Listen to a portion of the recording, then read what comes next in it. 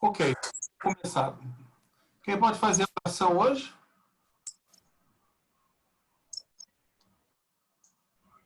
Roberto. Roberto? Pensei a mesma coisa, Valéria. Também voto. Tem algum outro Roberto aí? Não. Não, só tem você. Nem cheguei, acabei de chegar.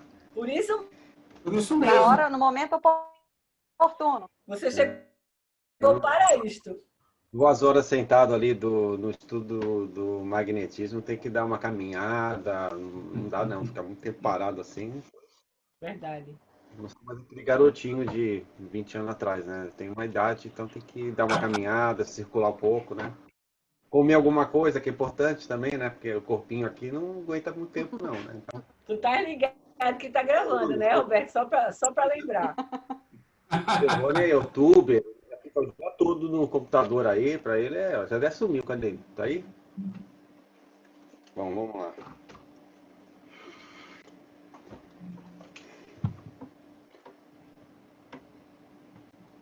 Neste momento, rogamos a Deus, nosso Pai, a Jesus, nosso Mestre, e aos bons espíritos que nos acompanham sempre, que abençoe esse espaço virtual, desfrutado por nós neste momento,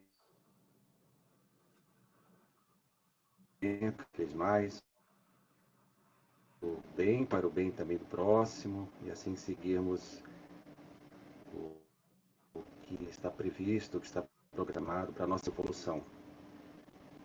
Mais uma vez agradecemos pela oportunidade de estarmos aqui presentes neste momento. Assim seja. Assim seja. Então vamos lá. Deixa eu parar de compartilhar.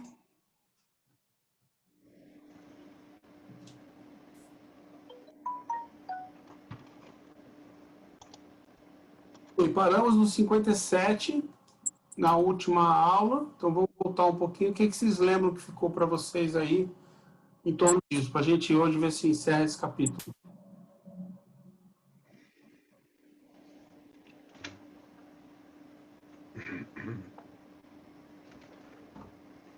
Falamos aqui no 56 a moral do Cristo, né?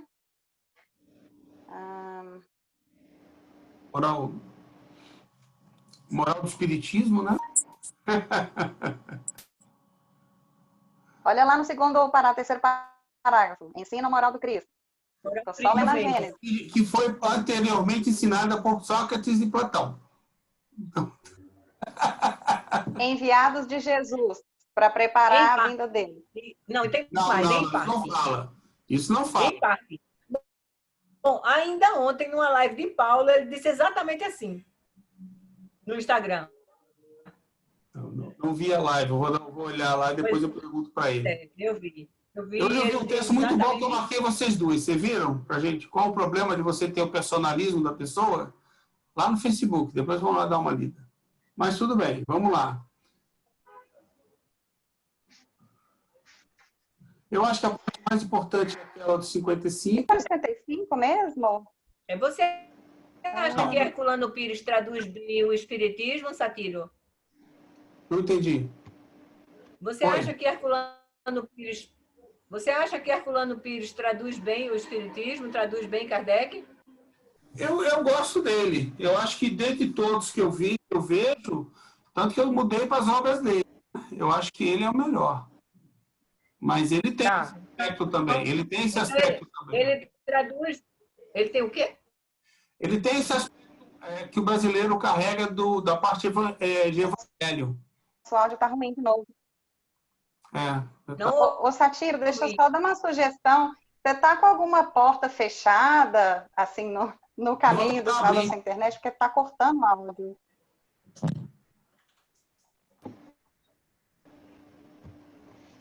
Porque está ruim a internet. Minha esposa também está falando na sala. Para mim, Herculano Pires, ele é tão bom para traduzir Kardec que, vou dizer uma besteira aqui, se me dissessem com certeza que Herculano Pires era a reencarnação de Kardec, eu acreditaria. De tão fiel para mim que ele traduz Kardec para mim. Aí é outra polêmica. polêmica, porque eu Não, também já tenho informação de quem foi Kardec nessa vida e também já foi embora, mas enfim, deixa para lá. Eu não acho que ele foi, não. Até porque eu tenho uma Entendi, teoria. não entendi. Eu tenho uma teoria de quem foi, mas que não vou falar. Mas a questão é, ele traduz muito bem o espiritismo sem pieguismo, sabe? Com uma verve muito parecida A com... riqueza doutrinária é muito grande, né, Valéria? E ele não desvaloriza momento algum o Evangelho do Cristo e mostra o tempo inteiro os ensinamentos dele, enfim, né? É verdade. Ok. Aí mas a 55, se você quiser relembrar para a gente aí... O finalzinho lá, avançando com o progresso, o espiritismo jamais será superado, pois se novas descobertas mostrarem estar em erro em um determinado ponto, ele modificará sobre esse ponto. Se nova verdade se revela, ele a aceita. Lembra? No último parágrafo, que é um clássico, né? Esse trecho daí...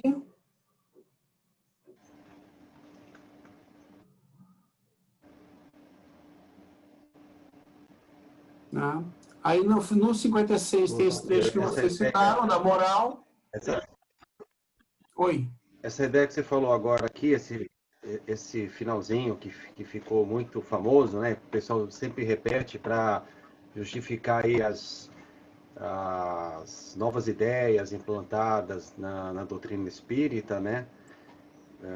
Por exemplo, olha, determinado autor escreveu o médium, né? Escreveu tal livro e então trouxe novas ideias que alavancaram a doutrina espírita, né? Aí o pessoal acaba comentando que o espiritismo ele nunca vai ser superado porque ele está sempre se inovando, né? Só que a gente não pode esquecer que essas ideias partem, via de regra, por um único médium, por um ou dois espíritos por meio desse médium.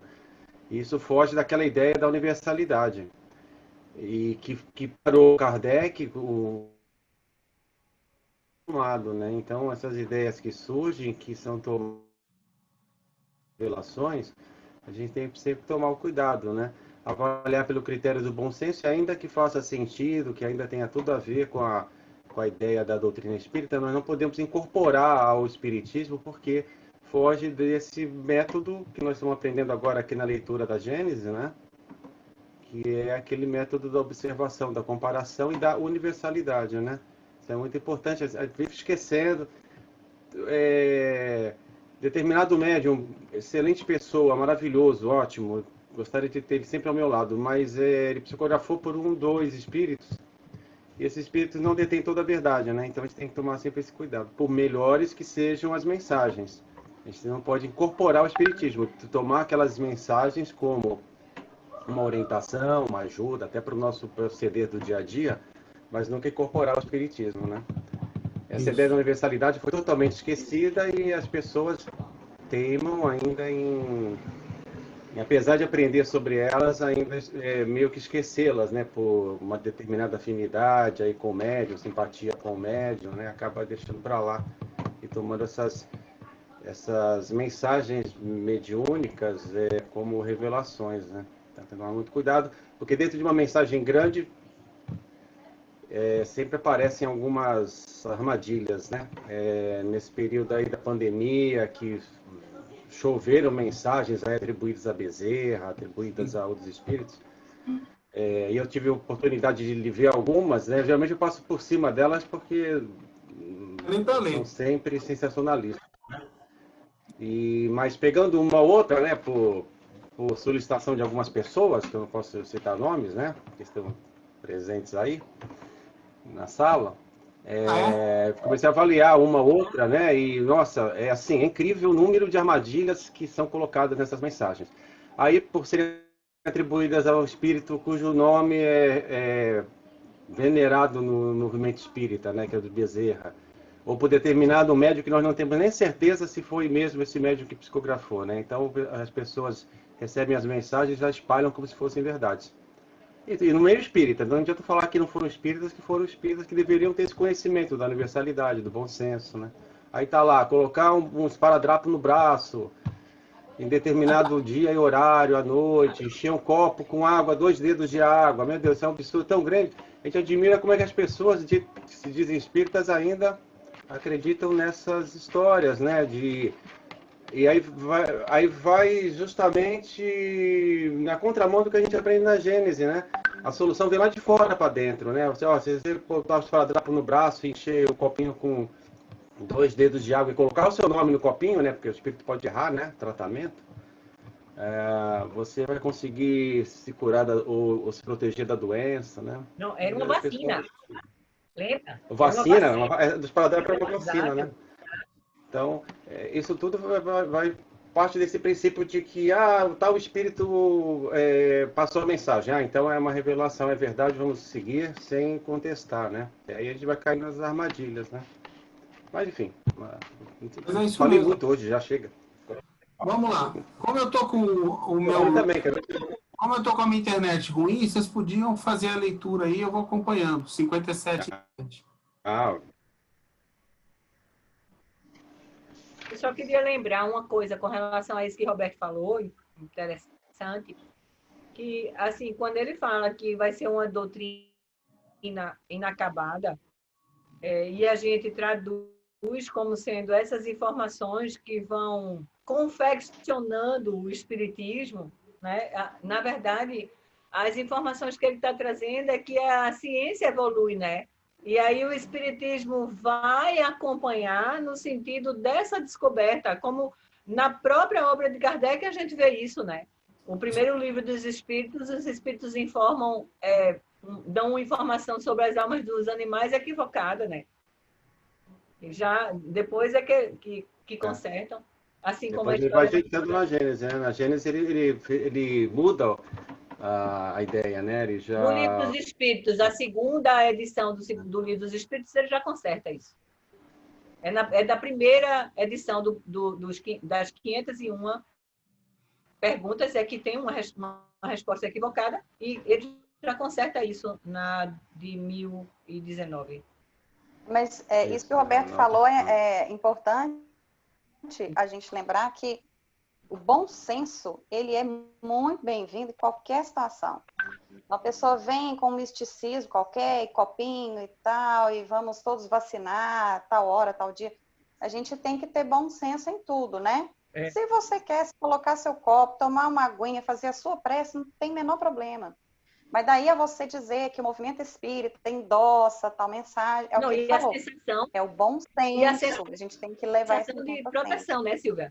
A sensação heterônoma de que vai ter uma proteção que vai me blindar, né? E o que a gente está tentando inserir, justamente, nós aqui, muitos outros que estão estudando, é justamente esse senso crítico e um pouco mais de bom senso, porque tem gente realmente muito ingênua, né, muito crente nesses misticismos, nessas coisas, que vai não só acreditar, como também vai incorporar isso para a doutrina espírita. A gente pode falar o que a gente acha, mas o que a gente, né, repassa e, enfim, fala o que a doutrina endossa é outra situação, né? A gente tem que ter muito cuidado com isso. Roberto, tu lembra que nessa mensagem tinha data para acabar a pandemia? Era 20 de maio, já.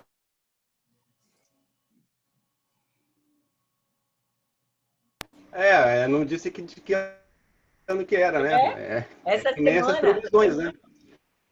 As previsões são assim. Elas dão uma data e quando não acontece, porque não vão acontecer mesmo, né? Aí a pessoa diz, não, mas isso aqui era só o começo, é o início da mudança, então diz assim, vocês fizeram alguma coisa errada e não foram beneficiados.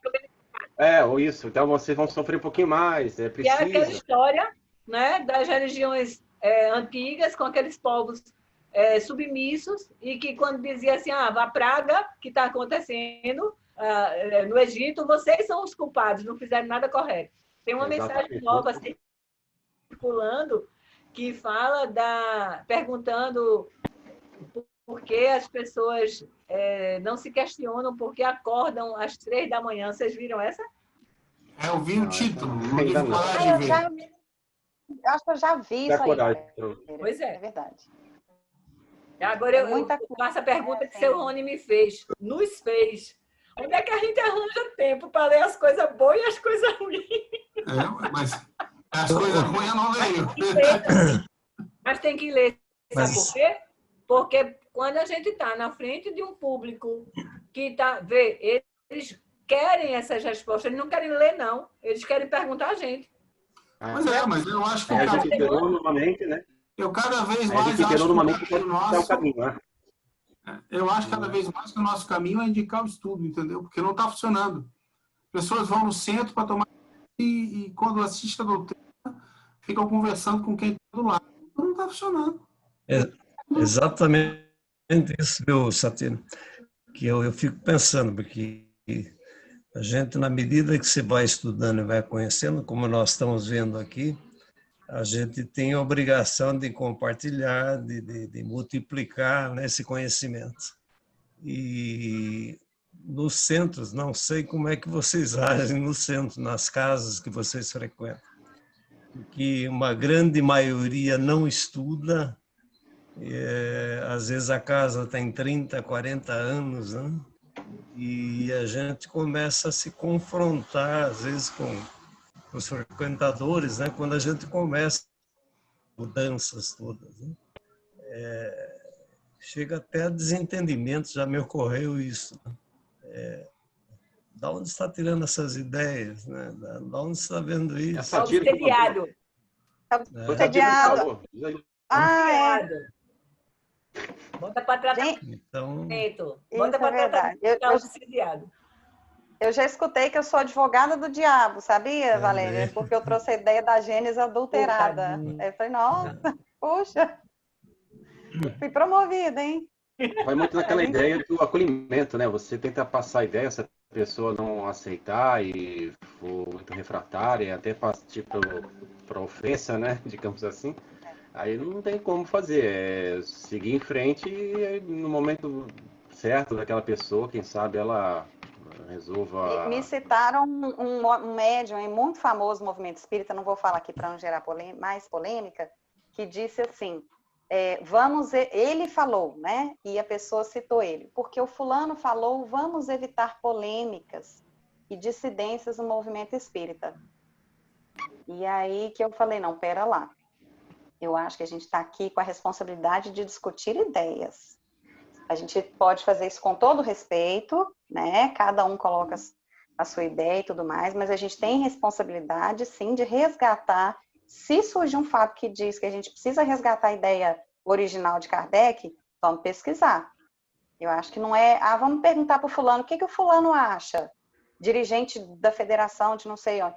Não, eu acho que não. Eu acho que essa ideia não tem fundamento e tudo mais. Nada impede de você fazer a sua pesquisa, né? Como indivíduo autônomo, que é o que a gente está buscando e tentando resgatar no movimento espírita. Eu acho que evitemos polêmicas, eu acho que não é muito por aí, não. Acho que a gente tem que tentar ser focado, né? Por falar em foco, gente, então vamos no 57? Quem vai ler aí?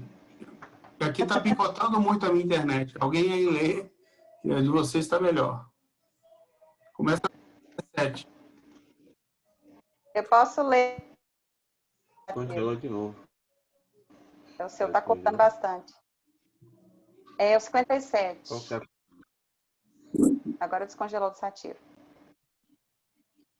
Antes, entre as propostas, é a seguinte: qual autor tem a revelação espírita, visto que emana de seres cujas luzes são limitadas e não infalíveis?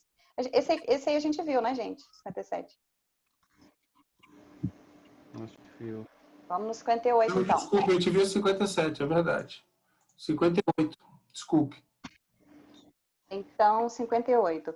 Contudo, lê só o finalzinho para contextualizar. Finalzinho 57. Como os espíritos não são mais do que almas dos homens, ao se comunicar com eles, não saímos da humanidade, que é uma circunstância primordial que deve ser considerada. Assim, os homens de gênio, que têm sido faróis para a humanidade, saíram do mundo dos espíritos e para lá voltarão quando deixarem a Terra. Quando consideramos que os espíritos podem se comunicar com os homens, Esses mesmos gênios podem lhes dar instruções na condição espiritual, do mesmo modo que fizeram quando tinham forma corporal. Podem nos instruir após a morte, como faziam quando vivos. Em vez de visíveis, estão invisíveis. Essa a diferença. Sua experiência e seu saber não devem ser menores do que antes.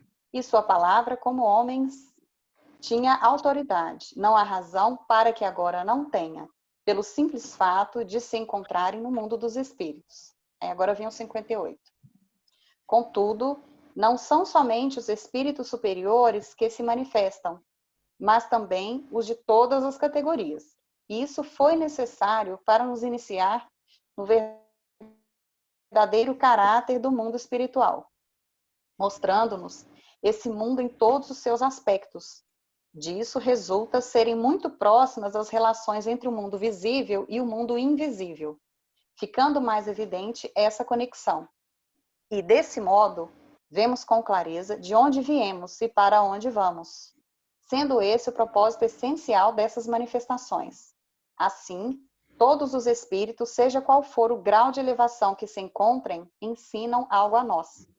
Mas como são mais ou menos esclarecidos, cabe a nós discernir o que há de bom ou mal neles, tirando todo o proveito possível de seus ensinamentos.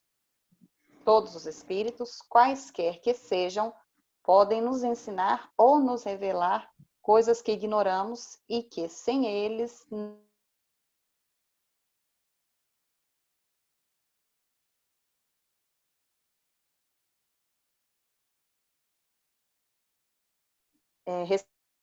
recebiam mensagens de espíritos mais ou menos esclarecidos.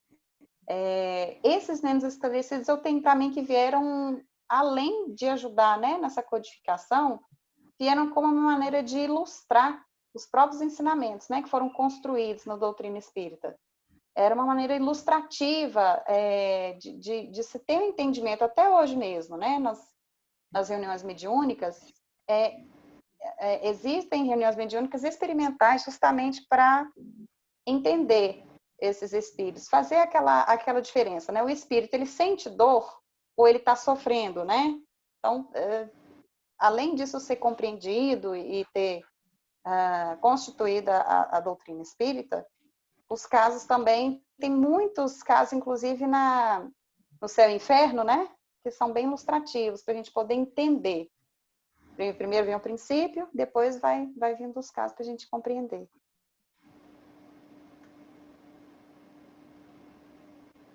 Tá sem áudio, Satiro? Tá mudo? Você tá mudo, Satiro? Oi, tá ouvindo? Aí. Vamos ver. Vamos ver se eu consigo. Eu entendi que é o contrário, amiga, que primeiro eles mandavam os exemplos, pessoas que nos passavam com as mensagens em algum sentido. Aí o homem descobria, encarnado, descobria os princípios. Eles vinham depois e confirmavam em alguns casos. E corroboravam alguma coisa, talvez complementasse uma ou outra. Mas a maioria dos contatos são de espíritos de todos os gêneros, todos os tipos, entendeu? E não vinha um e depois prova. É o contrário. Pelo que a gente... Foi bom você falar isso. Eu não me expressei bem. Eu entendi que vieram as manifestações, né? Primeiro, e foi feita a construção depois. Mas eu digo assim, foram construídos, né, os princípios a partir dessas experiências, e isso continuou acontecendo, né, ao longo do tempo, de uma maneira ilustrativa mesmo. Justamente. Até as nossas experiências aqui ilustram, né, essa questão da diferença entre emoção, sentimento, dor física, dor moral. Mas isso aí que você falou é importante. Eu entendi que é por aí. Uhum. Vamos lá, por mim tá tranquilo. Mais alguém? 59. Sem dualidades poderosas. A sua ação está inevita para se espalhar.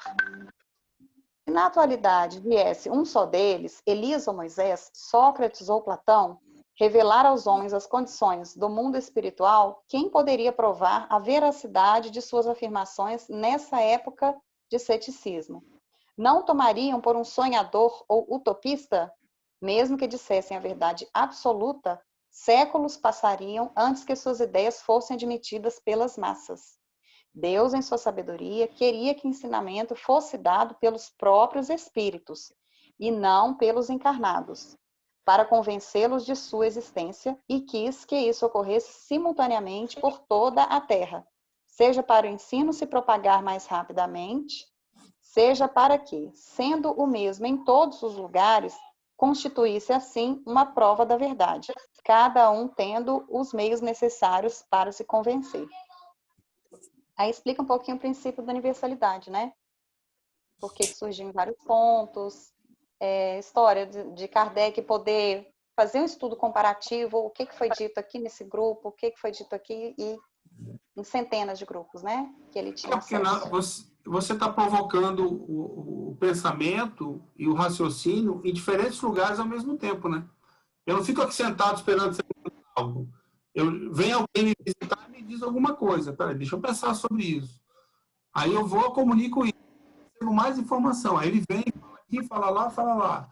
Então a gente está sempre trabalhando o tempo inteiro, entendeu? Juntando daqui e recebendo de lá. Lembrando que ele tinha aquela arena, né, de discussão de ideias, que foi Revista Espírita. Então, não era só, como você falou, não era só pegar os grupos e os espíritos.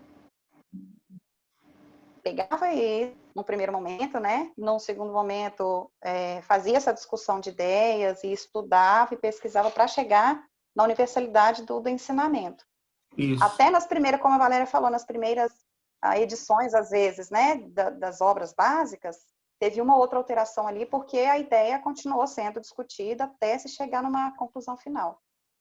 Porque às vezes se levantavam hipóteses, né? Porque aí você juntava isso com conhecimentos da ciência, lembrando que a ciência era a psicologia. Tá ouvindo? Oi, estão ouvindo? Vamos lá. Agora sim. Tá. Assim, a gente tem que lembrar o seguinte, que você juntava essa troca de informações com os conhecimentos da ciência, entendeu? Kardec, acho que era um cara que tinha muito isso, mas outras pessoas recebiam essas informações pela revista espírita. Então, passava pelo crivo da razão, da ciência, o tempo todo. Isso daí. Não ficava na base do que todo mundo falou, mas sim, ó, a ciência está mostrando isso. Da maneira que a gente tem, ó, tem a razão, tem o dever, tem a lógica, tem o raciocínio, tem a imaginação, né? Tem toda aquela história do espiritualismo racional, que eles já tinham estudado e continuavam estudando, né? Continuavam estudando. Então, acho que passa por todo esse montante aí. A parte é tranquila. Verdade. Vamos lá. Ele sempre, além desse crivo da razão, da universalidade e tudo mais, ele tinha essa preocupação com a questão científica, né?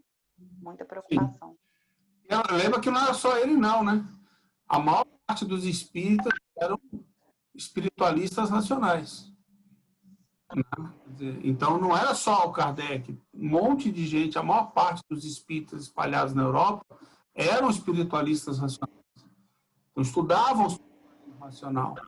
Viam isso, entendeu? Tinham uma mentalidade e o estudo em particular nisso daí. Era a base dele, vamos dizer assim, né? Vamos em frente? 60. Os espíritos não vêm para liberar o homem do trabalho, do estudo e das investigações. Não lhe transmitem uma ciência completamente elaborada. Com relação ao que o homem pode descobrir por si mesmo, eles o deixam livres às suas próprias forças. Os espíritas sabem disso perfeitamente hoje em dia. Há tempos, a experiência tem demonstrado o erro de opinião ao atribuírem aos espíritos todo o saber e todo o conhecimento, como se fosse suficiente dirigir-se ao primeiro espírito a se apresentar para conhecer todas as coisas. Os espíritos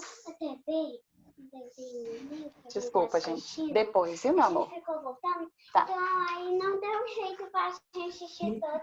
Tá bom, gente. Coisinha linda, meu Deus. Tá bom, meu amor, tá bom.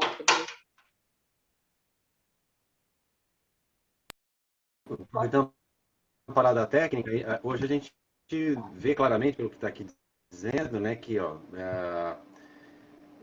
acho que mais no comecinho, ó, os espíritos não vêm para liberar o homem do trabalho, do estudo das investigações. Então, naquela época, a autonomia era plena.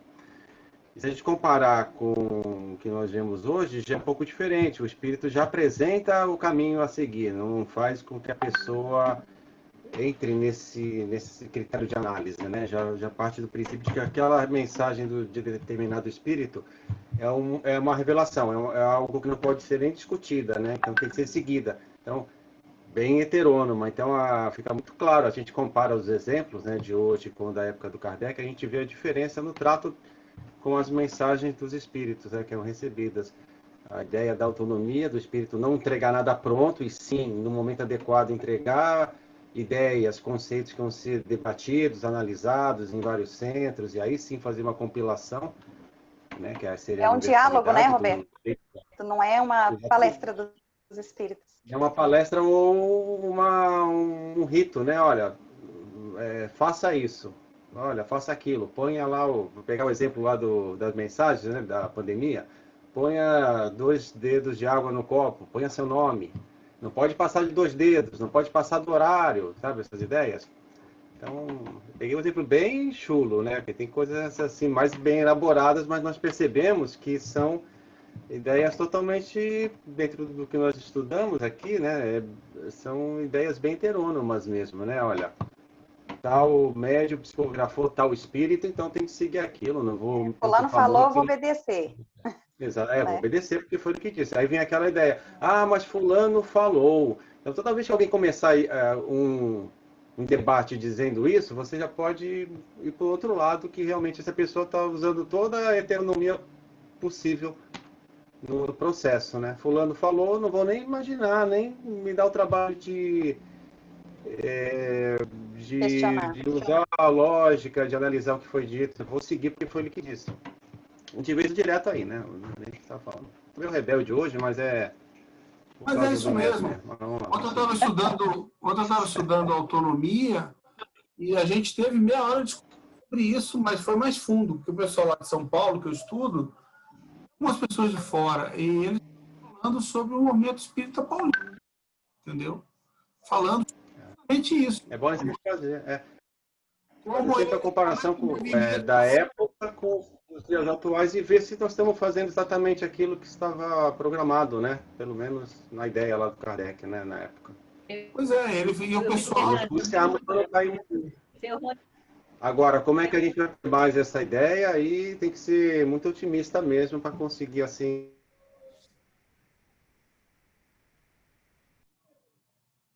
A gente estava falando do tempo da gente, né? Como é que a gente... Eu fico boba, com o tempo de Kardec. Gente, não tinha internet, era carta. Carta. Na mão, na pena, né? Na pena, não era nem esferográfica, né? Era na pena. E parece que com cópia, né? Porque para ter as cópias das cartas que ele mandava para as outras pessoas, é preciso que ele tivesse essas cópias, que ele tivesse com o perfil que ele tinha, né, de pesquisador, de ter guardado a documentação para fazer a história do espiritismo como ele queria. Agora, as informações não eram 4, 5 centros, não, era em torno de 1.000. Né? É verdade. Ele realmente conseguiu um feito assim extraordinário. E era do zero. Então, do zero, ele tinha que... Imagina quantos absurdos ele não leu e que deixou para lá. Porque não faziam sentido, destoavam muito dessa questão da universalidade, porque tinha que ser universal e concordante. Não, irracional, ilógico, científico. Sim, pois é. Tinha que ter o bom senso para que tivesse lógica, né? Tivesse coerência com tudo que já estava proposto para poder os princípios serem elaborados, porque o princípio não é primeiro, É isso o mesmo. princípio é depois. E aí sim, Mas o que me chama depois de um princípio... Uma coisa que a gente conversou ontem, que eu acho que chegamos a uma conclusão ontem, é o seguinte: a gente precisa parar de querer fazer o movimento espírita brasileiro vir para esse lado. Quem quiser, vem. Quem não quiser, deixa para lá, entendeu?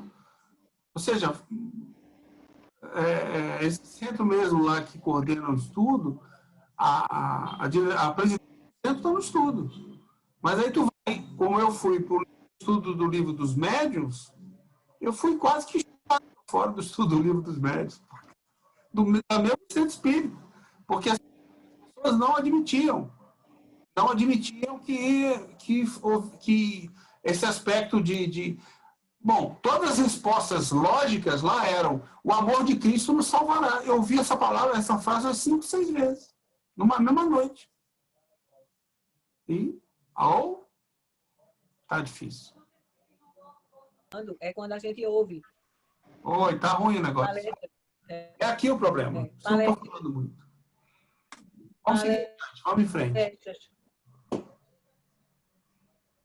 Nas palestras, tanto de palestrantes até famosos e tudo por aí na rede, né? Como quando a gente ouve dentro da nossa casa espírita, como o seu Rony estava falando, né? Um discurso totalmente diferente do que a gente está entendendo e que a gente vê que não era o discurso de Kardec, não é espiritismo, a pessoa continua passando aquela informação e não vai ser momento da gente brigar, não é toda hora, e nem é com briga, não é que a gente acha, eu concordo com Silvia quando fala que assim, a gente tem que saber discutir ideias, mas não é fácil.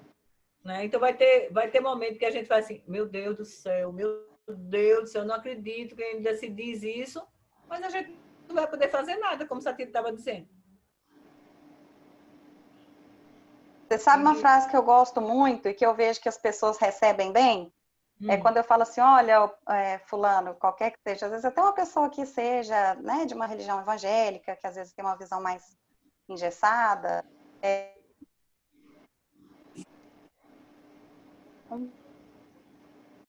Criou suspense aí e não falou. Alguma coisa que te pareça estranha. Isso aí ninguém discute, Valéria. Não deu para ouvir, não, Silvia. Você travou também. Quero ouvir, quero anotar. Não, Celso, acho muito legal. Eu acho muito legal. O quê? Não, repete aí pra gente. A gente não alguém ouviu falando aí, gente? Tá cortando agora? Oh, meu Deus. Acho que é o Roberto. A frase que você usa sempre, e você foi dizer e congelou e a gente não viu. Ah, não! Eu vou até anotar então vou aqui. repetir. Vou repetir de birra, então. Isso aconteceu com uma mocinha que trabalhava comigo, muito novinha, que era testemunha de Jeová. Assim como qualquer outra religião que, enfim, né, que tem as suas crenças, os seus dogmas, ela estava muito chateada, falando sobre algumas coisas e querendo me convencer. E eu, com muito respeito, falei, olha, eu não acho assim, assim, e terminei a conversa. Não tenha medo de questionar dogmas. E não tenha medo de questionar algo que te pareça estranho. É direito seu. Aí pronto, ela não se ofendeu, ela estava muito exaltada, ela não se ofendeu. E assim já aconteceu várias outras vezes, isso é uma coisa que as pessoas, eu acho que de fato é um do nosso, e é bom a gente lembrar as pessoas disso. Não tenha medo. Não vai. O dogma ele é tão forte, o dogma é tão forte e gera tanta culpa que você precisa ouvir do outro, que ele está autorizado a questionar. Pois é, olha isso. Eu anotei. Então, assim, quando eu vejo que a pessoa realmente está muito... né, quando a gente está discutindo uma ideia e a pessoa está muito refratária a te ouvir, não estou falando a se convencer, não, a te ouvir, né? Porque ela não tem que concordar com você em tudo. Mas quando ela não quer nem te ouvir, eu falo isso e deixo para lá, assim. Realmente, a gente tem que respeitar, né? O tempo da pessoa. Verdade. É isso. vamos continuar, né? Os espíritos provêm da própria humanidade, constituindo uma de suas faces. Assim como na Terra, no mundo espiritual, há os superiores e os comuns. Muitos deles, portanto, sabem menos das questões científicas e filosóficas que certos homens. Dizem o que sabem, nem mais, nem menos. Da mesma forma como ocorre entre os homens. Os espíritos mais adiantados podem ensinar muitas coisas, dando-nos opiniões mais justas do que atrasados. Ao buscar conselhos dos espíritos, não se está lidando com potências sobrenaturais, mas com nossos iguais, aqueles mesmos a quem nos dirigimos neste mundo, parentes, amigos ou pessoas mais esclarecidas que nós. É isso que importa para o convencimento e é ignorado por aqueles que, não tendo estudado o Espiritismo, fazem uma ideia completamente falsa da natureza do mundo dos espíritos e das relações de além-túmulo. Lembrei do que o Roberto falou, né? É um diálogo. É isso aí. A gente conversa com aqueles amigos, irmãos, professores, até desconhecidos, enfim, para aprender alguma coisa, às vezes para ensinar mesmo. É um diálogo, né? Exatamente. A gente troca conhecimento, experiência, e enriquece, né? Essa vivência aí com o mundo espiritual. Justamente. Por isso a importância da gente ouvir, né? Cada dia mais eu estou tentando internalizar isso, porque eu sou uma pessoa que fala demais. Então, de vez em quando, eu tenho que me calar um pouquinho para ouvir. Mas é isso mesmo. Não, eu acho que não é uma questão de ouvir quem você acha que é importante, mas de ouvir todo mundo. De ouvir todo mundo. Exato. Então, esse é um ponto. Esse final ele dá uma bela resumida em muita coisa que a gente já falou. Eu acho legal, mas ele não tem muita novidade, não.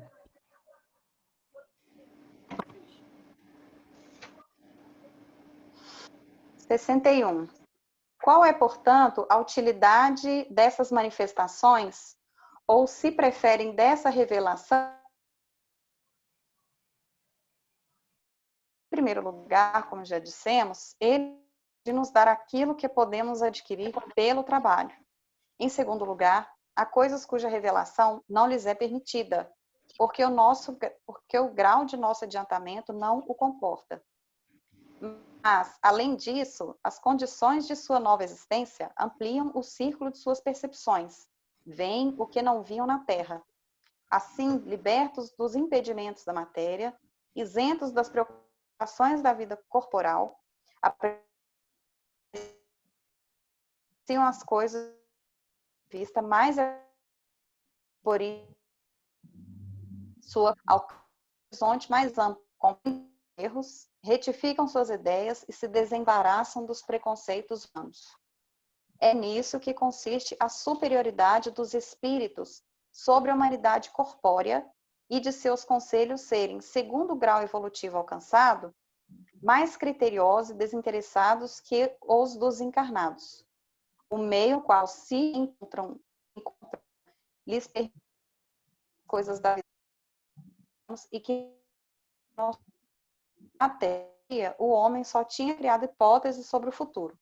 Por essa razão, suas crenças a esse respeito se dividiram em sistemas tão numerosos e divergentes, desde a doutrina do nada até as fantásticas concepções do inferno e do paraíso. Atualmente, são as testemunhas oculares, os atores da vida além túmulo, quem nos diz no que consiste essa vida, e só eles poderiam fazê-lo. Por consequência, essas manifestações têm servido para nos dar conhecimento do mundo invisível que nos rodeia e do qual não suspeitávamos. E apenas esse único conhecimento já será de capital importância, supondo que os espíritos não fossem capazes de nos ensinar mais nada. Se você for num país que não conhece, rejeitaria os ensinamentos do mais humilde camponês que encontrasse? Essa analogia eu achei fantástica. Achei muito legal. Recusaria indagar sobre o estado da rota, porque ele é apenas um camponês? Você não esperaria certamente esclarecimentos de alta envergadura, mas tal como seja em sua esfera, ele poderá, sobre certos pontos, passar-lhe meios que um sábio não faria sem conhecer o país. Você tirará de suas indicações consequências que ele próprio não poderia tirar, mas ele deixará de ser um instrumento útil para suas observações, não tendo ele servido senão para lhe fazer conhecer os costumes dos camponeses. Ele é igualmente semelhante aos espíritos, em que o menor nos ensina alguma coisa. Porque ele está lá, enquanto a gente está aqui encarnado com esses impedimentos físicos, né?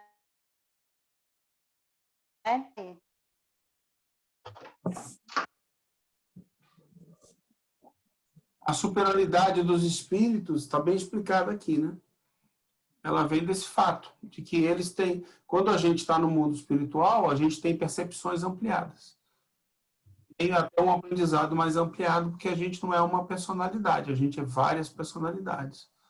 Então, tem muito mais conhecimento, né? É natural isso. Acho que está dito aí. E quando a gente diz uma coisa que eu pensei outro dia, eu falei, quando a gente fala que os espíritos nos ensinaram, somos todos nós espíritos, encarnados e desencarnados. O espiritismo traz um conhecimento dos espíritos, mas não só dos desencarnados. Nós somos espíritos também, entendeu? Nós também somos, nós também fizemos parte disso, quer dizer, todos os espíritos de todos os níveis fizeram parte dessa conquista, tanto encarnados quanto desencarnados. Cada um com o seu potencial, o seu melhor potencial.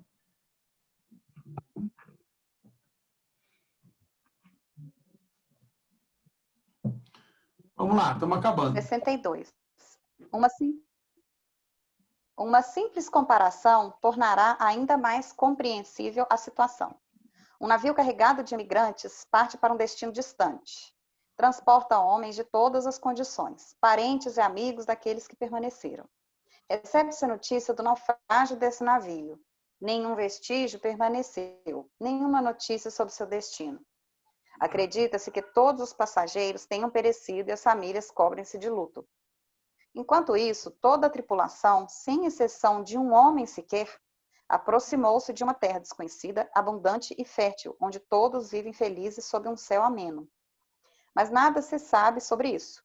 Um belo dia, outro navio aporta nessa terra e encontra ali todos os náufragos sãos e salvos.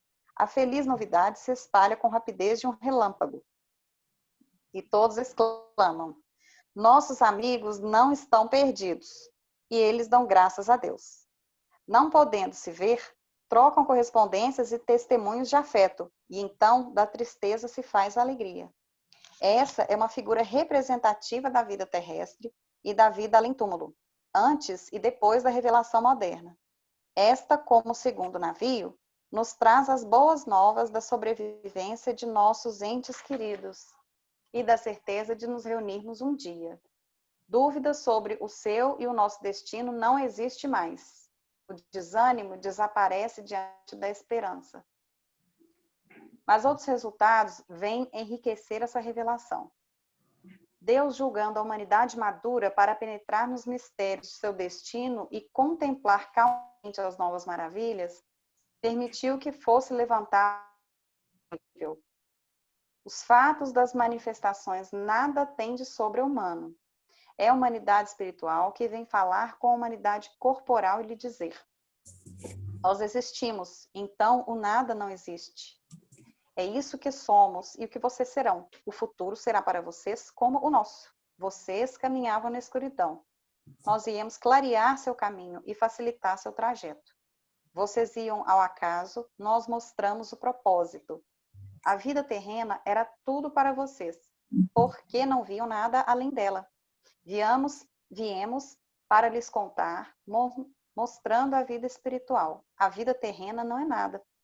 Sua visão se detinha no túmulo e nós lhes mostramos além de um admirável horizonte. Não sabiam porque sofriam na terra. Agora, no sofrimento, vem a justiça de Deus. O bem não produzia nenhum fruto aparente para o futuro, porém terá agora um propósito e será uma necessidade. A fraternidade era apenas uma bela teoria. está agora assentada em uma lei da natureza. Sob a crença de que tudo termina com a vida, a imensidão é vazia, o egoísmo reina supremo entre vocês, e seu lema é: cada um por si. Com a certeza do futuro, os espaços sem fim se povoam ao infinito. O vazio e a solidão não existem. A solidariedade conecta todos os seres, além e aquém do túmulo. É o reino da caridade, com o lema: um por todos, todos por um. Enfim, ao final da vida, vocês davam eterno adeus ao que eles são caros. E agora dirão até breve.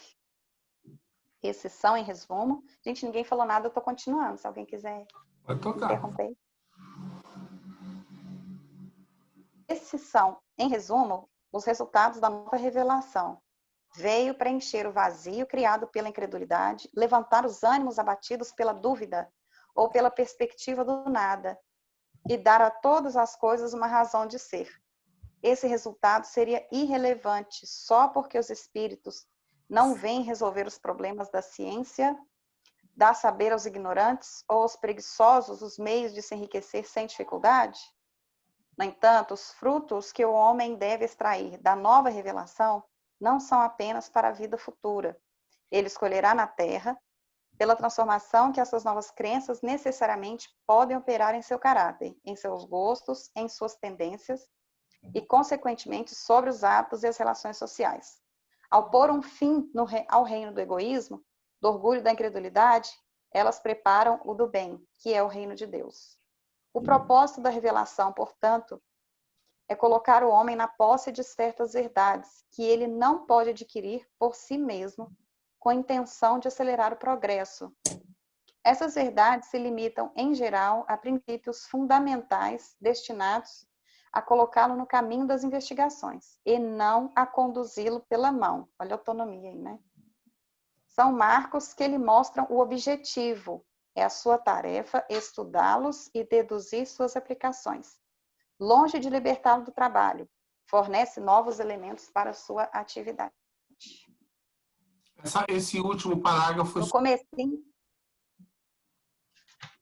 Oi? Esse último parágrafo foi suprimido. Pois é. Esse último parágrafo, ele é o fundamento da autonomia. Ele resume tudo. Resume absolutamente tudo. Não, e é inquestionável, né? Quer dizer, se você ler isso, você vai falar, bom, isso aí é autonomia. Vai ter ideias que eles não queriam que tivesse. Então... Né?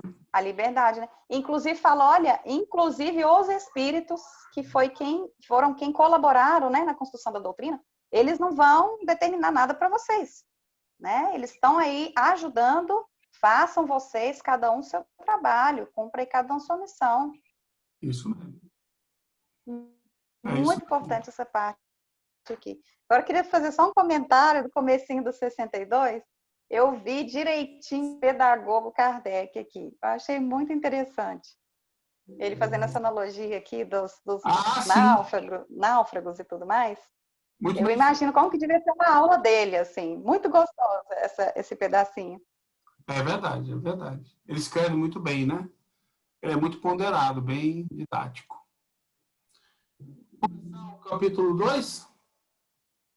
Ele realmente é... Aí eu vejo os ensinos de Pestalozzi, aí eu vejo as aulas dele, devia ser assim, né? Imagina. Vamos começar o capítulo 2? Ler o iniciozinho?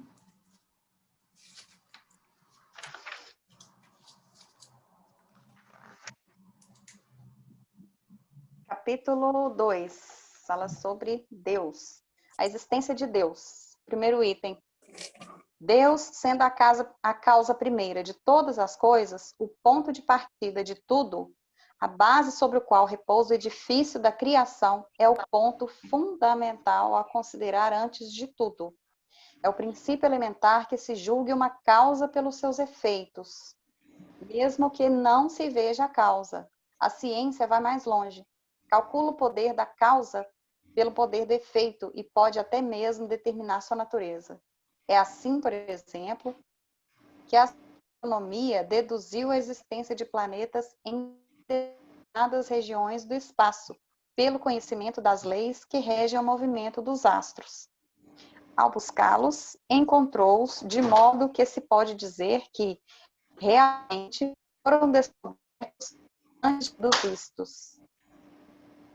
Numa ordem de agora o 2. Numa ordem mais comum, se estamos mergulhados em um denso nevoeiro, ao notar uma claridade difusa, julgamos que o Sol está sobre o horizonte, motivo pelo qual ele não é visto. Se um pássaro em pleno voo é atingido por um tiro mortal, deduzimos que um hábil atirador o acertou, embora não se veja o atirador. Não é necessário ter visto uma coisa para saber que ela existe. Em tudo, é observando os efeitos que se chega ao conhecimento das causas. Eu acho essas duas últimas frases muito importantes, porque quando a gente fala de religião, né, de dogmas, muitas vezes as pessoas consideram apenas a primeira frase. Ela faz parte, importante. Não é necessário ver uma coisa para saber que ela existe. Só que aí a pessoa para por aí, né? Aí ela não considera. Observando os efeitos que se chega ao conhecimento das causas. E daí a necessidade do estudo, do questionamento. Justamente. Esse início desse capítulo... Tá falhando de novo, Tati. Vamos lá. Tá vendo? Agora? Pode falar. Agora deu. Esse início do capítulo, ele remete à questão do espiritualismo racional, naquela parte da Teodiceia, entendeu? Do estudo da Teodiceia. É isso que eles estudaram lá, é literalmente isso. Isso aqui não é Kardec, não é espírito. Isso aqui, esse início todo, é espiritualismo racional. É a lógica da ciência de Deus. Ou seja, como é que você comprova que Deus, sem falar em hipótese alguma em religião, ninguém chegava nem perto de religião, ninguém se referenciava a nada que vinha da religião. Dessa maneira, existe um ser maior, entendeu? E assim, por mais que a ciência, o que eu observo aqui é o seguinte, hoje em dia, fazendo para os dias de hoje, com a ciência materialista, por mais que a ciência queira ser materialista, se você olhar os grandes gênios da ciência, Einstein, por exemplo, Stephen Hawking tem uma fala muito bonita sobre isso, quando ele fala da teoria do Big Bang, entendeu? Aonde ele não diz que não tem nada depois, antes do Big Bang. Ele diz que existe uma força criadora, com certeza, que está antes do Big Bang, embora ele não saiba explicar. Ou seja, não há como você ter o Big Bang se não houvesse algo antes. O efeito é o Big Bang, a causa é a anterior. Existe algo muito superior que nós não temos como compreender. Ele fez um lindo discurso e falou a mesma coisa, e sobre outros aspectos da ciência. Então, os grandes gênios da ciência, e tem muitos outros, chegaram a essa conclusão, entendeu? Principalmente os física. Chegaram a essa conclusão. Não tem como você... Porque você estuda causa e efeito. Alô? Como era estudado naquela época. Não, isso aqui é da época, né? Os astros. Isso aqui era estudo da época, os astros que eles estudavam, toda isso daí. Ou seja, eu consigo saber o que está acontecendo mesmo sem ver. Mesmo sem... Não preciso nunca mais ver. Eu sei que é possível que isso aconteça. Tá? Vamos lá, vamos adiante. Isso aí que você está falando, Satiro, fala nessa nota de rodapé aqui, ó. Nesse então, 44, ele contextualiza aqui, falando sobre a ciência, né? Pois é, lê a nota 44 de Deus, que vale a pena. Logo no título, Deus, 44, né? Isso. Este capítulo teve significado especial para os leitores contemporâneos de Allan Kardec. Em alguns outros capítulos, ele se valeu de ciências como geologia, fisiologia, química para tratar da gênese do mundo e da vida. Neste, também se vale de uma ciência filosófica de seu tempo, a Teodiceia. A metafísica especial era dividida em 3 partes: psicologia racional, revelações entre alma e corpo, cosmologia racional, natureza da matéria e da vida e estudo racional de Deus, Teodiceia. Deus, pois, que do nada cria cada coisa, porque é o próprio ser e, por consequência, a causa primária, única e eficiente de todas as coisas. Paul Janet, Tratado Elementar de Filosofia. Kardec segue a disposição de temas pertencentes à filosofia do espiritualismo racional, apresentando a existência de Deus, sua natureza e atributos, como nos manuais de tal ciência. Mas, na parte final, providência e visão de Deus, amplia o entendimento com os conceitos da doutrina espírita, a partir dos ensinamentos dos espíritos superiores. Dessa forma, se justifica a afirmativa de Allan Kardec na Revista Espírita, de novembro de 1868. A mais enérgica reação se opera a favor das ideias espiritualistas.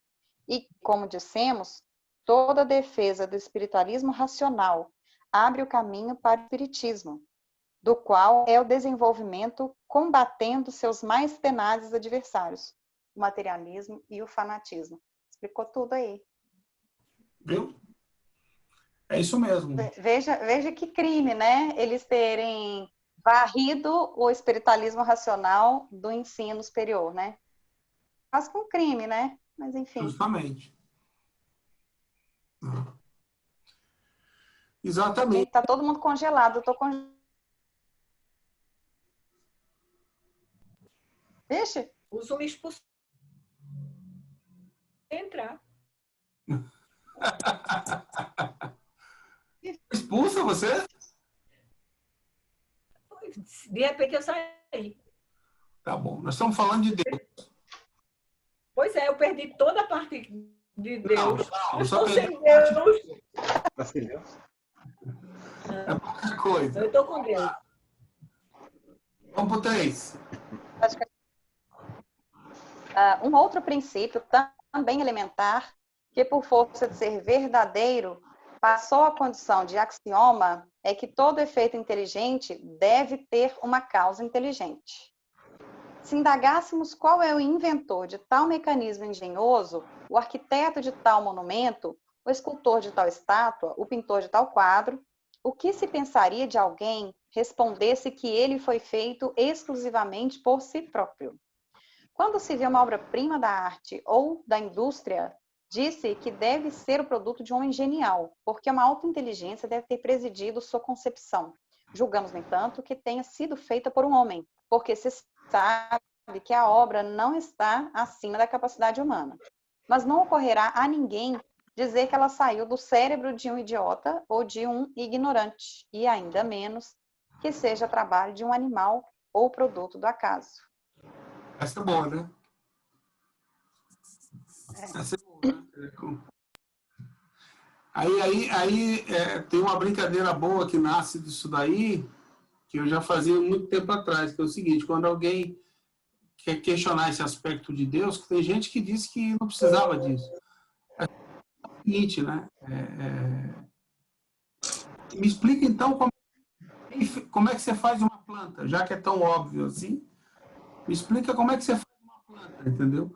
E aí você percebe que o homem hoje, ele não faz plantas, ele mistura plantas e cria novas plantas. Mas ninguém nunca criou uma planta. Nunca foi feito isso. Quer dizer, aí como é que os cientistas justificam isso? Eu já vi uma vez um negócio sobre isso que eu falei, pô, justificam da seguinte maneira, de que é muito complexo você montar o DNA de um ser novo. É como inventar um ser novo. Por mais simples que seja a planta, entendeu? Uma plantinha simples, boba. Ninguém nunca conseguiu. Imagina a inteligência que está por trás desse efeito, que é uma simples planta. Aí você vê o tamanho, se você quiser saber o tamanho da inteligência de Deus, é só olhar para isso. O resto é papo furado. Entendeu? O resto é pretensão de cientistazinho, que é o que a gente é, né? Realmente aí. Então, mas não, novamente, não é algo sobrenatural, não é algo impossível, é algo que a gente está a caminho. Né? O que a gente faz hoje, há 200, 300 anos, né? Nem tanto tempo assim atrás, era mágica, né? Era mágica. Então, vamos em frente.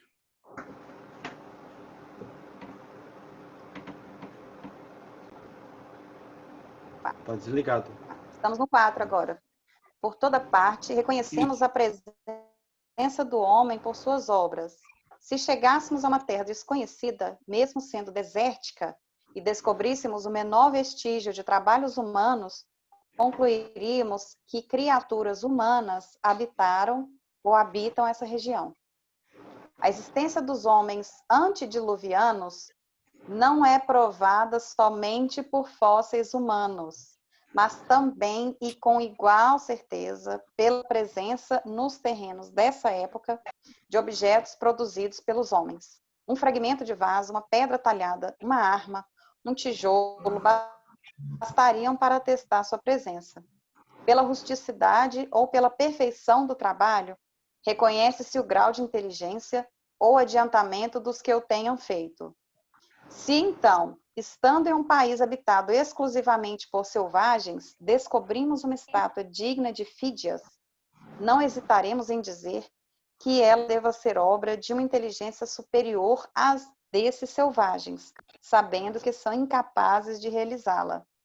Gente, só mudando um pouquinho aqui de assunto, se vocês me permitem, eu estou recebendo tanta live, tanta informação de pessoas que estão, alguns achados arqueológicos e pessoas que estão estudando, né, essa história aí para comprovar cientificamente que sim, houveram civilizações pré-diluvianas, etc., porque justamente para derrubar esse dogma aí, né, que a igreja diz, não, antes do tal dilúvio não tinha civilização, né, tinha fulano e fulano e fulano, enfim, eu estou, assim, no momento, mergulhada nas informações aí, justamente pesquisando, porque para mim nunca fez sentido, né, algumas coisas que houve.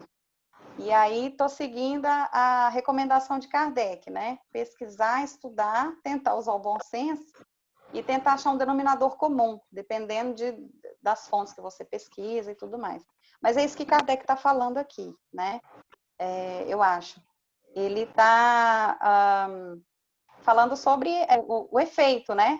A gente pode analisar o efeito para a gente poder elaborar, ou, enfim, conjecturar algumas ideias que a gente acha que aquilo ali pode ser ou pode não ser. E não só elaborar isso aí, né? Mas também trazer isso para o campo da ciência, do estudo, às vezes até mesmo da experimentação, né? É possível criar uma planta? Não, até hoje é possível misturar uma planta, né? Então, Ninguém consegue, né? Apesar da gente conhecer... essa sua eu vou...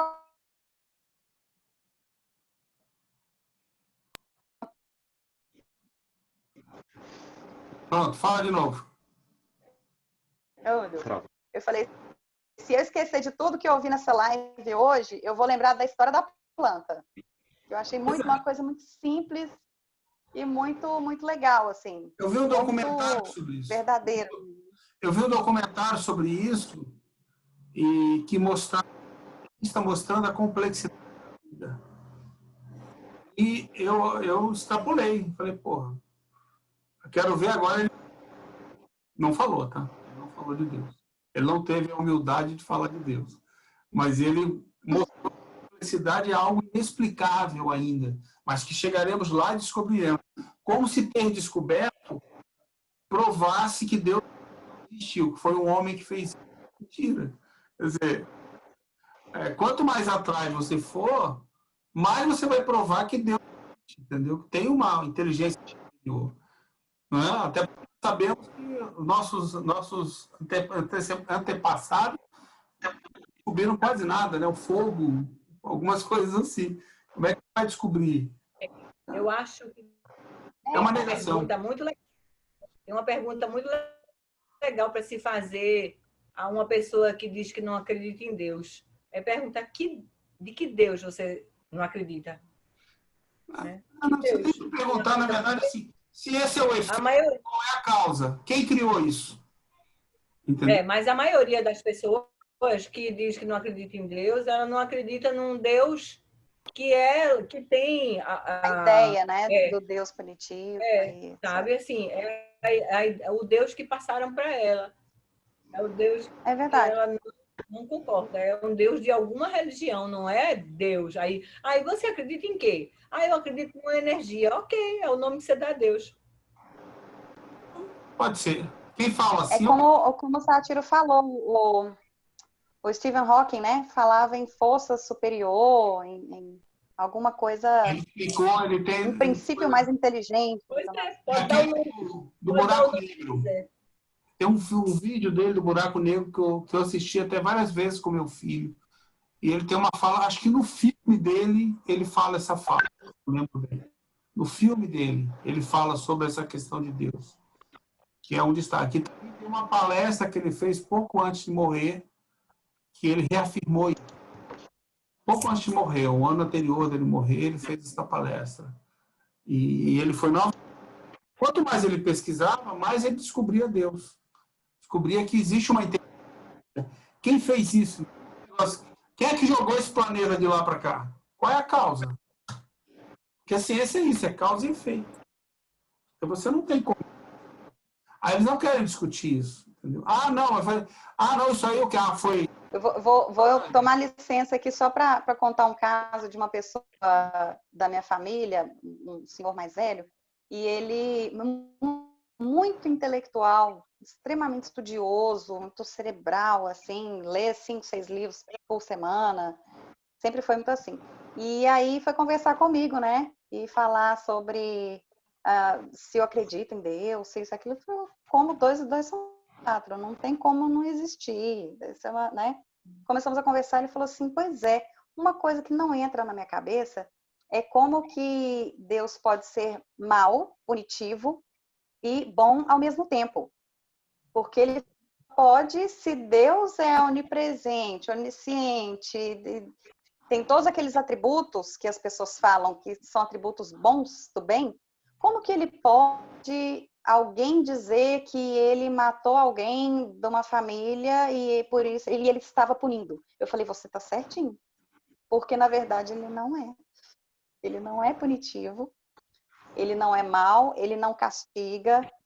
De fato, você está correto nessa conjectura sua aí. Continue assim.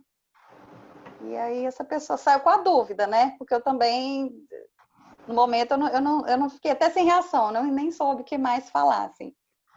E eu vejo que hoje essa pessoa está mais confiante no futuro, vamos dizer assim. Depois disso que ela falou, realmente... O atributo no item 14, 13, 14, onde a gente acabou na vez passada, ele fala sobre isso. Deus é soberanamente justo, bondoso. E aí ele fala sobre esse aspecto. Eu acho que eu fico até com receio, às vezes, de fechar um pensamento para alguém. Eu fico pensando, meu Deus, quem sou eu para falar de Deus, às vezes, né? Mas é bonito ali. E essa pessoa saiu com uma dúvida. Mas às vezes a pessoa sai com uma dúvida saudável, ao invés de ficar com aquele pensamento engessado. Isso eu acho legal. Vamos ver se a gente acaba até os atributos. Vamos lá, mais um pouquinho. A gente acaba até os atributos. Mais um pouquinho. A gente está no 5? Estamos no 5. A gente está no 5? 5, É. né? Pois bem, olhando em torno de si, para as obras da natureza, observando-se que não existe nenhuma que não ultrapasse a mais elevada capacidade da inteligência humana, pois o maior gênio da Terra não saberia criar o menor talo de erva. Pera um minutinho. Uma vez que a inteligência... Olha aí. A minha obra está diferente aqui. Ah, é? Vou ler para você aqui, ó. Tentar ler, né? Diga. Bem, olhando em torno de si para as obras da natureza, observando-se a previdência, a sabedoria e a harmonia que a todos presidem, reconhece-se que não existe nenhuma que não ultrapasse a mais elevada capacidade da inteligência humana, pois o maior gênio da Terra não saberia criar o menor talo de erva. Tá igualzinho que eu li. Ah, tá. Então o que picotou, desculpa. O áudio cortou aí, talvez? Cortou, tá bom. Deve ter cortado um pedacinho. Inclusive, lembrei de você com a história da plantinha aqui, ó. É verdade. Uma vez, né? É. Olha aí. Você está em sintonia com o Kardec.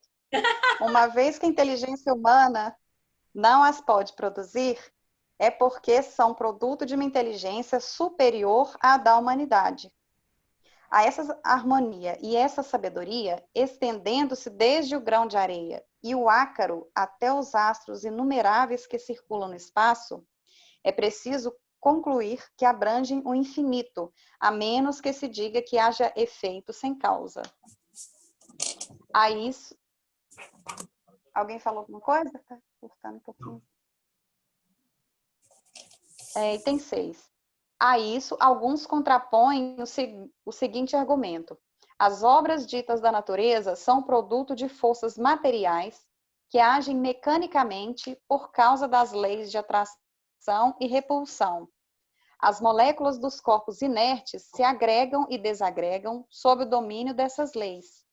As plantas nascem, desenvolvem-se, crescem e se multiplicam sempre da mesma maneira, cada uma na sua espécie, por efeito dessas mesmas leis. Cada indivíduo é semelhante àquele do qual proveio. O crescimento, a floração, a frutificação, a coloração estão subordinadas a causas materiais, tais como o calor, a eletricidade, a luz, a umidade, etc.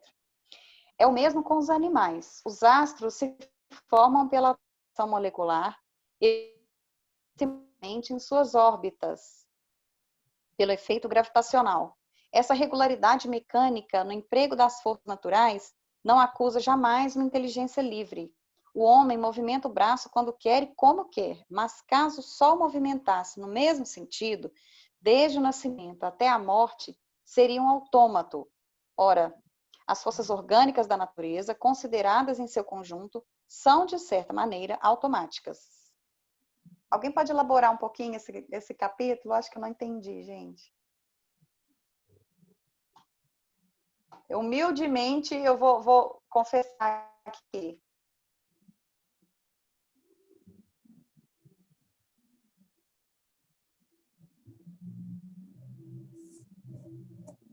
Tá sem o áudio, Satiro. Assim, o que os materialistas falam, entendeu? É que está contido na parte material, uma coisa cria outra. Mas eles não, eles ficam se atendo ao que eles veem, né, o materialismo. Então, ele diz o seguinte, de que um astro empurra o outro e de que isso é um movimento que um empurra o outro e ajuda e eles foram se criando sozinhos. Ou seja, eles morrem aí, entendeu? Eles explicam partindo de um ponto para frente, mas para trás eles nunca explicam. Eles esquecem todos os argumentos. Entendeu? Aí isso alguns tá. O seguinte argumento, ou seja, o argumento que a gente viu antes, de que existe... Os efeitos vão se Eles vão falar entre das causas que até onde eles podem ir. Até onde eles podem ir. Basicamente isso daí. É isso que eles contrapõem. Ou seja, existem como ele diz aqui, vamos ler qualquer trecho. As plantas nascem, desenvolvem-se, crescem como se fosse uma coisa natural. Sempre foi assim. Entendeu? E se multiplicam sempre da mesma maneira. Mentira, elas mudam, elas se mutam. E a pergunta é o seguinte, de onde ela veio? De onde surgiu uma planta? E essa variedade toda? Eles não respondem. Entendeu? O materialismo não responde isso.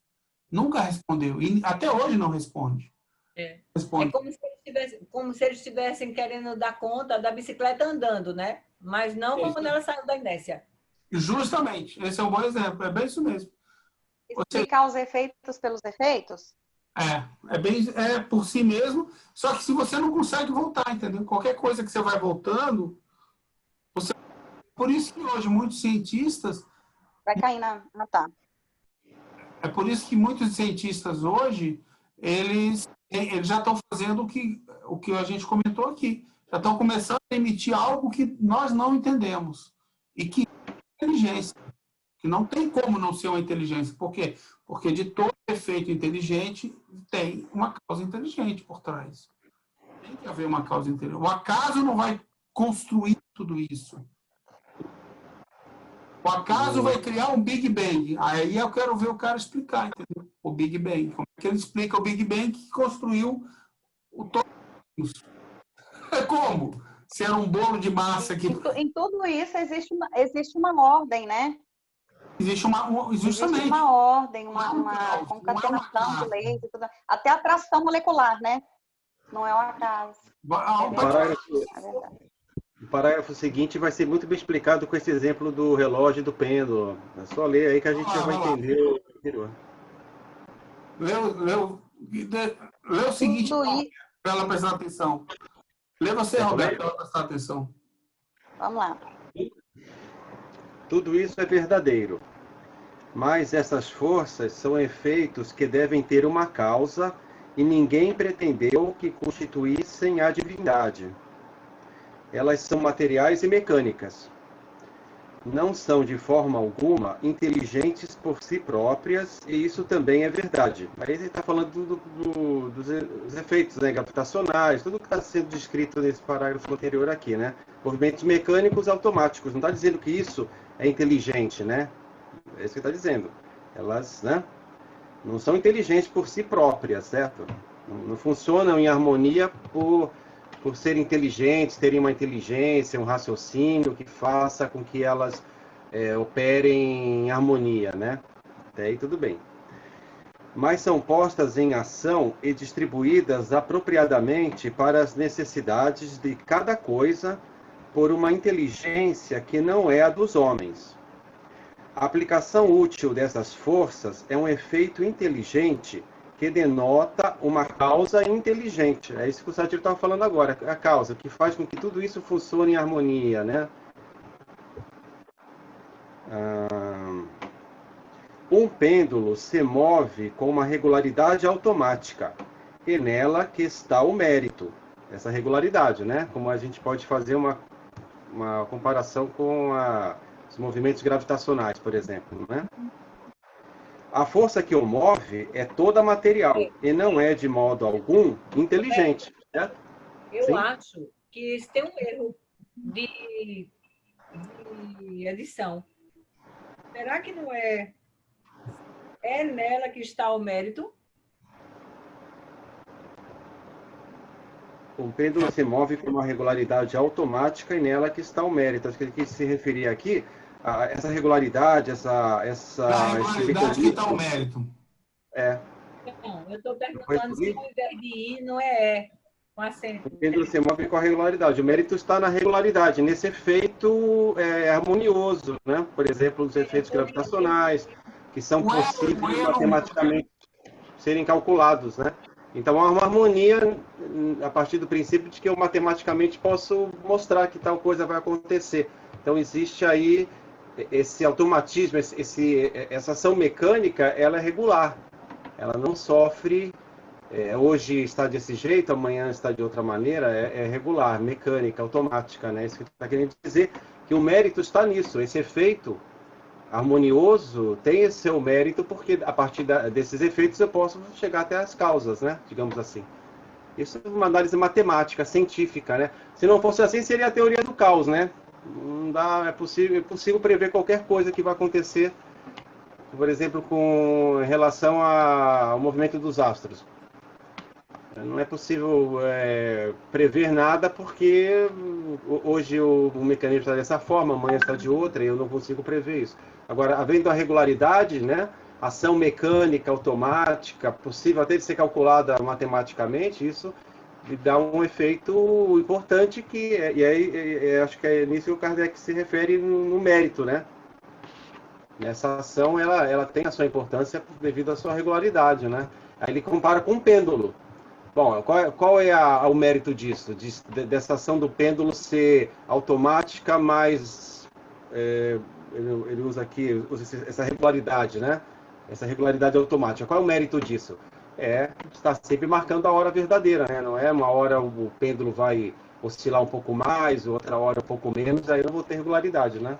O mérito dessa regularidade está justamente nessa ação mecânica harmoniosa, que não sofre desvios, a não ser que uma causa externa atue nela, mas deixando somente ela dentro de um campo ali, ela vai funcionar dali a 10 minutos, vai estar da mesma forma, a não ser que acabe a pilha, né? Ou a corda, né? Mas, enfim, ela vai trabalhar dessa maneira regular. Acho que é isso que ele está querendo dizer. O que eu falei, e aí, né? eu falei sobre um cinto, não é? Um cinto. faz diferença. Se você lê com E ou com E, diz a mesma coisa. Tem que olhar, tem que comparar agora com outra. Está o mérito ou E nela está o mérito. É a mesma coisa. Ela Está o mérito. É a mesma coisa. É o mesmo sentido no final. Eu parei nessa frase também. Coisa meio estranha ali, mas ou é a vírgula ou é o acento. Tem alguma coisa errada ali.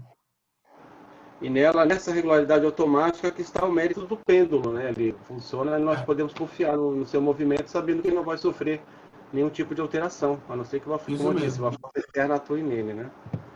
A força que o move é toda material e não é de modo algum inteligente.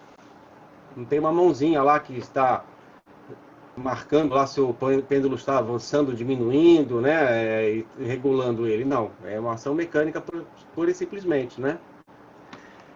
Aí vem a indagação do Kardec, que é muito inteligente, e quando você coloca, né, que é um pedagogo, assim, ele usa muito a lógica, de modo que você chega ao final do pensamento dele, você fica assim, pô, é verdade, não tem como contestar, né? Ele coloca assim, ó, mas o que seria desse pêndulo se uma inteligência não tivesse combinado, calculado, distribuído o emprego dessa força para fazê-lo movimentar-se com precisão? Aí que está aquilo que o Satiro já havia comentado, né? Da causa, né? Os astros se movimentam, tudo bem, é possível matematicamente calcular onde vai estar tal astro em tal momento. Ok, mas o que fez com que essa precisão, né? Esse automatismo, no primeiro momento existisse e no momento seguinte persistisse no seu movimento, na sua existência, né? É isso que ele vai colocar. O que seria desse pêndulo se uma inteligência não tivesse combinado, calculado, medido, um engenheiro ali feito o cálculo certinho do peso? Quem seria esse engenheiro para fazer o pêndulo funcionar de maneira automática, regular? Pelo fato dessa inteligência não estar no mecanismo do pêndulo, né? Ela não está embutida lá no pêndulo. O pêndulo não é inteligente, assim como o movimento dos astros, né? Então, pelo fato dessa inteligência não estar no mecanismo do pêndulo e pelo fato também de não vermos essa inteligência atuando, seria racional concluir que ela não exista? Então, o pêndulo nasceu daquele jeito, como é que foi isso? Como é que acontece? Por que ele balança daquela maneira lá? Foi por acaso? Alguém descobriu que um pêndulo balançando daquele jeito marcaria as horas corretamente, não atrasaria, nem adiantaria? Como é que é isso? Alguém calculou, né? Aí entra o seu Rony aí, o engenheiro entrou, fez os cálculos certinho, né? Não é, seu Rony? Tem uma engenharia aí meio estranha, mas tem, né? Então, então seria racional concluir que ela não exista pelo fato de não havermos? Não, pois podemos considerar essa inteligência pelos seus efeitos. Então, acho que fecha muito essa situação dos movimentos dos astros, né? Dessa situação que ele coloca das órbitas, e mais algum outro caso que ele coloca aqui, leis da atração e repulsão, as moléculas dos corpos se agregam, se desagregam. Então, tudo isso funciona de uma maneira automática, né, digamos assim, mas o que foi que fez com que esse tipo de situação ocorresse? Então, seria uma inteligência que, embora nós não a vemos, né, não conseguimos verificar a sua existência palpável, né, pela referência, nós sabemos que ela existe pelo efeito dela, né, de tudo isso ter sido criado. Acho que eu estou chovendo no molhado, acho que foi fácil. Eu acho que Pegou a ideia, Silvio? Eu não sei se eu estou me repetindo. É uma coisa que eu acho que eu, às vezes, quando a gente escuta, né, dos materialistas, e quem acredita em Deus, acredita em derrogação de leis naturais. E não é isso. A gente sabe, leis materiais, a gente sabe que existe, leis da física, enfim, e tudo existente no mundo material vai obedecer essas leis materiais, inclusive magnetismo e etc. E, sendo assim, a gente não está negando, né, a existência disso, a gente só está dizendo o seguinte: a causa primária é Deus, porque precisa existir uma inteligência maior que tenha concebido essa ordem, vamos dizer assim, ou essas leis. Isso choca demais materialista, você dizer, alguém elaborou essa lei. As leis da natureza. Mas acho que aquilo que a Valéria comentou agora há pouco, quando você fala em Deus, que o materialista... Aí vem aquela ideia equivocada de cada velhinho, né, do velhinho que faz milagre, do velhinho que, né, Isso. que castiga, Aquela né? pessoa que fica com aquelas linhas, né? E manipulando Sim, tudo lá. marionetinha, essa imagem, aí tem que soltar essa imagem, né? E é difícil. Tem que Nossa, ressignificar. esse resgate é difícil. Tem Esse que resgate é mais ressignificar difícil. que Deus é esse, porque é assim. Tá, então descreve esse Deus que você não acredita. Sabe? Aí ele vai, eu não acredito no Deus que pune, eu não acredito nesse, sabe? E que tudo me dá, enfim. Aí ele começa a dizer, tá, aí o que é que você acredita? Aí eu acredito na natureza, eu acredito numa força. Não sei. Ok, dá no mesmo. Só para negar essa ideia de Deus, do Deus da igreja, né, católica. Só para negar, ele vai dizer que a natureza é uma energia, ou que ele é agnóstico, né, por exemplo. Uma energia não, não contempla inteligência, entendeu? Mas aí... Tá, Sim. mas é o nome que ele... Fala isso para o materialista que diz que é uma energia energia. já tem um significado, entendeu? Aí você não contempla a Exatamente. energia. Mas, Ou então agnóstico. eu estava pensando aqui, é como se você pedir para o cara assim, mas aí eu posso misturar DNA, ótimo, e quem foi que criou o DNA? Que disse que haveria um DNA?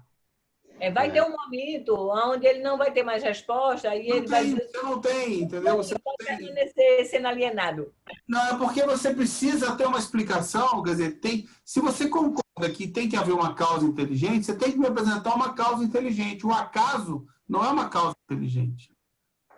Satiro, eu estava ouvindo hoje uma palestra de um médico, de um cardiologista, Lucchesi. Não sei se vocês já ouviram falar. Ele fez transplante de coração. Então, a questão é exatamente ele fazendo uma associação do quanto a fé ajudava na recuperação dos doentes, né? Uma tese científica. E aí ele convidava os médicos para participarem com ele. E aí, quando ele... Não, as pessoas recusando, porque não tinham fé, não acreditavam em Deus. E aí, quando ele começava a mostrar ciência, aí o cara fazia assim, mas com isso que você está me mostrando, você me obriga a falar, porque isso é ciência. Olha, então é a forma que o Deus é apresentado. Porque se para o materialista, né, como Einstein foi tão superior nisso, de repente, ele chegou num ponto onde ele fez uma associação, né, como se Deus fosse ciência. Não, né? Né? Então, aí eu acho que... É uma ciência que a gente não explica, mas é. Então, aí quando o cara esbarrava na questão que a explicação era científica, ok, então atende, né, a minha arrogância de não ter nada superior a mim. Então, está num terreno confortável, onde eu sei explicar. Então, ok. Então, vamos falar de espiritualidade, de fé e tudo mais, porque você está me provando com a ciência. Porque, na verdade, você prova pela razão, pela filosofia. Porque pela ciência, você não provaria. A gente teria que ter como ter acesso à ciência do mundo espiritual. E ninguém tem acesso a essa ciência. Essa ciência nós não acessamos de forma alguma. Eu não sei o que acontece lá. Eu sei que tem algumas regras lá, são diferentes. Mas eu não acesso lá. A ciência toda que a gente conhece é do mundo material. Ela não é do mundo espiritual. A gente sabe que existe. Que ela tem essas, potencialmente. Mas qual é? Ninguém. Então, por isso você tem que parar assim. Existe uma causa inteligente. Ponto final. Acabou. Não dá antes. Você não tem que negar a causa inteligente. O problema é esse. Como é que você nega a causa inteligente? É como você dizer, não, existe uma causa inteligente naquela sala. Aí você não tem nada. Não tem como você dizer isso. Se você que é uma causa inteligente. Vamos acabar aí? Vamos lá. 15, né? Pessoal, já são 10h15. A gente vai até... A gente acaba. 3 parágrafos. Pode ser? A gente parar nos atributos. Roberto, você vai continuar? Posso? Tá bom. A existência do relógio atesta a existência do relojoeiro. A engenhosidade do mecanismo atesta a inteligência e a sabedoria do relojoeiro. Quando você vê um desses relógios complicados que marcam a hora das principais cidades do mundo e o movimento dos astros que se movem no espaço, relógios que parecem falar conosco para dar, no momento certo, a informação que precisamos, acaso ocorreria a alguém dizer: eis aí um relógio muito inteligente? Essa é boa. O mesmo acontece com o mecanismo do universo. Deus não se mostra, mas afirma-se por suas obras. A existência de Deus é, pois, um fato adquirido. No Espiritismo, que Deus age por leis, né? É o que gera as obras.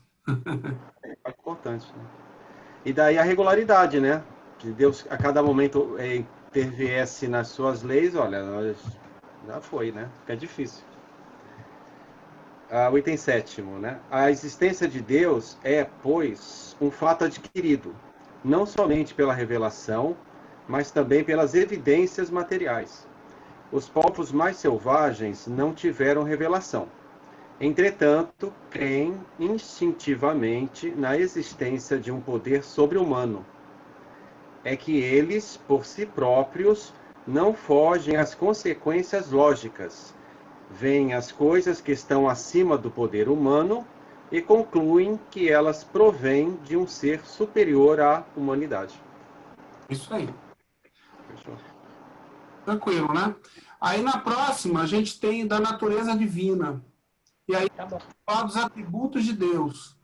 Então eu ia sugerir o seguinte, que a gente marcasse, cada um estudasse um ou dois itens. O que vocês acham disso? Pode ser? Nós 5 aqui? Então vamos começar, pelo que eu estou vendo aqui. Vai gravando a ordem aí, tá? O seu Rony faz o 9, eu faço 10. Deixa eu anotar aqui, 10. A Silvia faz o 11. O Roberto faz o 12. O 11 é moleza. Não, a Silvia faz o 11 e o 12. Pô. 13. O Roberto faz o 13. Faz o 14, ó. Aí volta para o seu Rony no 15. O 16. A Silvia faz o 17. Não, aí acabou. Acabou.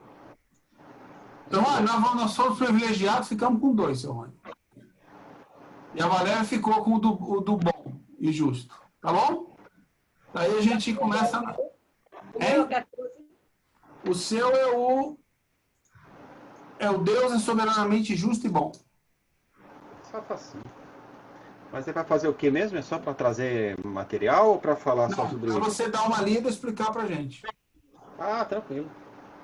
Tá bom? É legal isso aí. Ele pega o aspecto bem da Teodiceia. Ok? Bom, vamos fazer pelo menos vamos fazer a oração de encerramento. Silvia, contigo, Silvia. Pode fazer para gente? Façam, vamos lá. Por favor. Vamos então, com profunda gratidão, encerrar o nosso estudo de hoje, pedindo a Deus, a Jesus, que nos fortaleça nos nossos trabalhos, na nossa vivência, que cada dia mais, onde estivermos, possamos levar o entendimento, a luz e a paz, que tanto precisamos nesse momento. Pedimos aos nossos irmãos que participam do grupo que possam também tirar algum ensinamento, alguma lição, que possam se desenvolver de alguma maneira com os conhecimentos que a gente compartilha no grupo, os textos, ou mesmo aqueles que entrem para ouvir. Nosso muito obrigado pelo dia de hoje, pedindo que nos acompanhem todos os nossos amigos do plano espiritual também, na próxima semana. Que assim seja. Que assim seja. Boa noite, pessoal. Semana que vem vai estar melhor essa. Boa noite, gente. Boa noite. Boa noite. Tchau. Até mais.